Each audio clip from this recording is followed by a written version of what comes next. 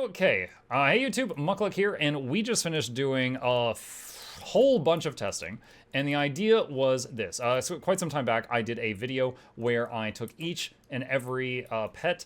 If they had an F2 that did damage, I put it on autocast. Technician, don't interrupt me.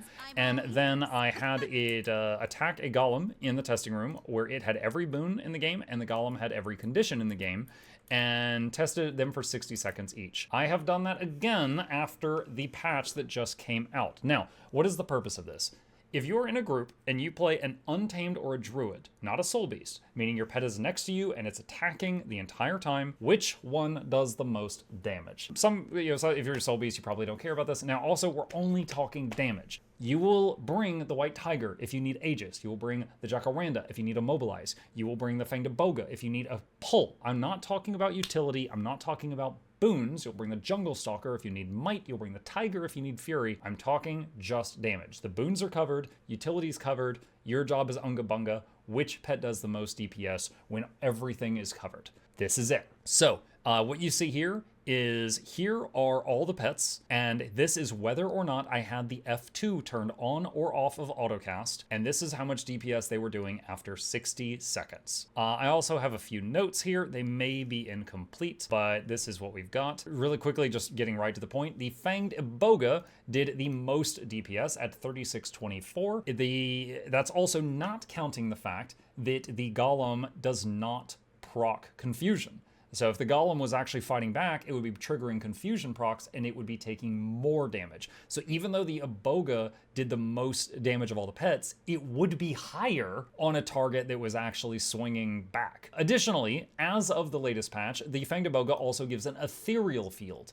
So anytime the Fang de Boga is attacking enemies, it will also, anytime it uses the Necrotic Spores skill, it will make an ethereal field, and anyone attacking on it can be doing chaos combos, which is awesome. Rangers never been able to do that unless they had a Reef Drake underwater in the past. So Aboga, it's a glass cannon. Only, it's a group thing, not a solo thing, but it's the best. Bristleback was number 2 with its machine gun spikes. It was the second one. Carn Devourer was number 3 and also gives a poison combo field. So that was kind of cool. It was good on damage and can make poison, facilitate poison combos if you want to. And it itself used the poison combos because its attack was a projectile finisher 20% of the time. So as it fired through its own combo field, it sometimes would do more poisons, and also other people can use the poison field at the same time. So that was pretty cool. And now what I'm going to do is I just changed the order of this to this order here.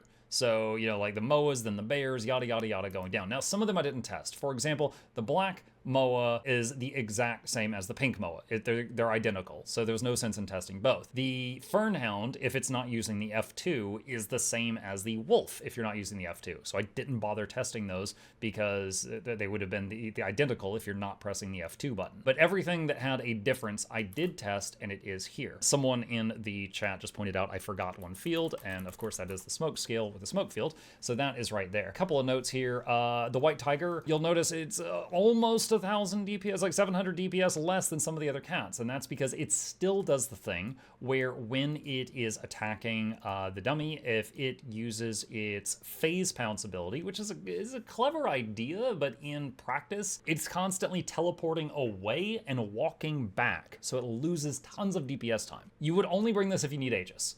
It's a worse cat, sadly, than all the other cats, unless you need the Aegis. This actually is detrimental. This makes it do less damage.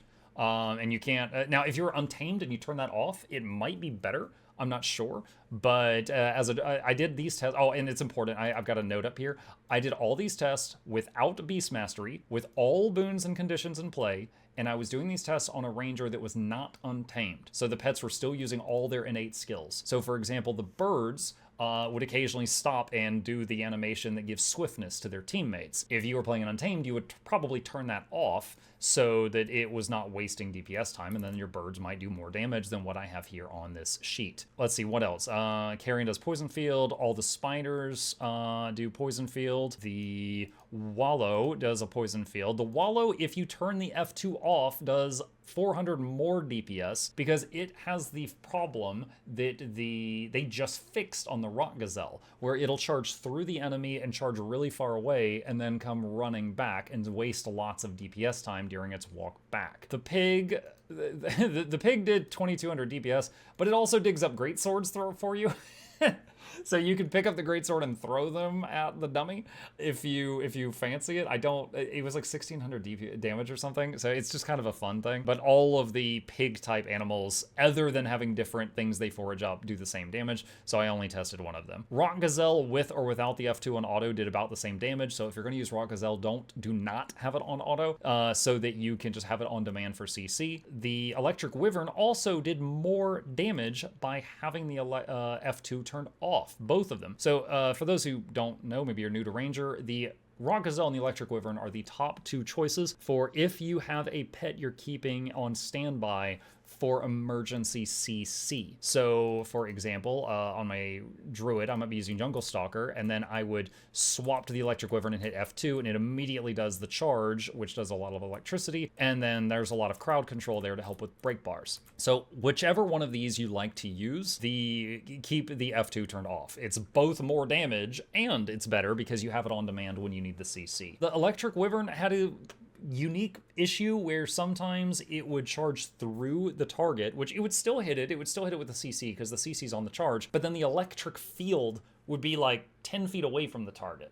It would charge through the target and then drop the field over here. It didn't happen every time, but it happened sometimes. Some people could still utilize that, but it's kind of a shame when that happens because you can do, any player can do combos, whether they mean to or not, in the electric field to do more CC when it's needed. So for me, I'll probably keep using the Electric Wyvern because the Rock Gazelle versus the Electric Wyvern, the difference in CC, the Wyvern does like, I think 30 more break bar. The Electric Wyvern has a 232 Defiance break and a 232 Defiance break. The Gazelle has a 232 and a 200. So the Wyvern does slightly more CC, but also the field can be used for a whole bunch of combos for even more CC. So I think for me, the Wyvern would still be my go-to CC, but if you just really like the Gazelle, it's like almost as good. It's like 95% as good. Flamewver, of course, gives a fire field. I was surprised by the Flamewever's damage. Keep in mind the Aboga was the top one at 3600. Flamewver was 2500. The fire field, it's like the Flamewver would be doing low damage, and then it would do the fire field, and they would spike really high, and then it would go down to really low damage, and then really high. So most of its damage was the many, many stacks of burning from the fire field, and plus you could use the fire field for combos. Smoke scale, it's important to note that for PvP enjoyers of the smoke scale, now it's still going to be a great choice in PvP because it gives you the smoke field, you can stealth yourself or your teammates. It still does a bleed on its auto attack, which is like a condition, like a cover condition. So like if you hit them with something like chill and they really want to cleanse that, if the pet's constantly putting just this weak little bleed on them, it reduces the chances that they can cleanse the thing that's actually a problem. However, takedown was changed. It is now less cooldown, more damage, but no longer a CC. So your pet's not going to just knock them down periodically. It's just going to be like a small burst of damage when this goes off. And then of course the smoke assault is a great way for it to stay on a target that's moving all over the place. Happens all the time in PvP. So it's just important to know that it's not going to have that CC anymore. Still great, not going to have CC. Ether Hunter, the land shark, still has the problem. Now I'm going to try to demonstrate this right now. So I've got the Electric Wyvern now. I'm going to do pet swap F2. You notice it didn't do anything. Now, it's been like 5 seconds. F2, that's what it's supposed to do. So it still has the issue, if you haven't seen my previous videos on this topic, where after you swap to the Ether Hunter from another pet, it is completely unresponsive for like 3 seconds. And it's unfortunate because it's a pretty cool pet. It's decent. The DPS is decent. It's pretty tanky. It has a CC. It's a bruiser. It's a nice all-arounder. Whether you're solo or you need another CC pet, whatever, because it has a Defiance break on that. It does Torment, stuff like that. However, I can't think of a build that wouldn't pet swap. So, and having it to where it's basically stunned for 3 seconds when you pet swap to it is very detrimental. So unless they fix that, for the time being, I can't recommend it in any build whatsoever. But if you can think of a build where you're using the Ether Hunter as the primary pet and you only swap to the other thing in an emergency, maybe you can make it work despite its bug. But I think that's everything. This is one of the tests I wanted to do immediately. Oh, the Hyena. Hyena, you know, this is, it has that F2 that everybody was really excited about where it summons 2 more hyenas.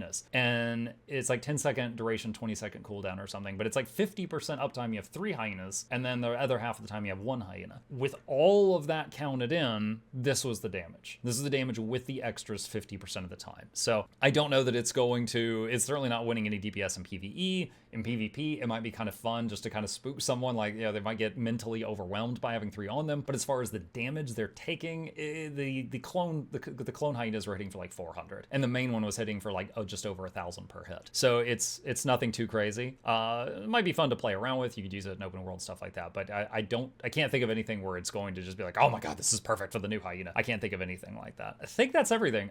So once again, you know, just pause the video if you need it. This is all of the data that I gathered and the notes that I took. If you you know, just want to see anything specific on here about your favorite pet, see how it's doing.